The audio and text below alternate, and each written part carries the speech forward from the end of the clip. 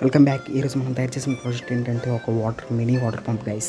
ఈ వాటర్ పంప్కి నేను ఒక పీవీసీ షీట్ తీసుకొని ఆ పీవీసీ షీట్ని ఒక 3 పార్ట్స్లో నేను కట్ చేసుకున్నాను గైస్. ఆ పీవీసీ షీట్స్ దీనికంటే మనం ఒక పైప్లో ఆ మోటార్ ఫిక్స్ చేసుకోవాలి గైస్. ఆ మోటార్లో ఫిక్స్ చేసుకుని కవరేజ్ కోసం ఆ పీవీసీ షీట్స్ మనకి ఉపయోగపడతాయి గైస్. ఇప్పుడు ఆ రెండింటిని కూడా పర్ఫెక్ట్గా ఫిక్స్ చేసుకోండి గైస్. నేనైతే ఫైల్తో సాఫ్ట్గా రెండింటిని కూడా రెడీ చేసుకుంటాను గైస్.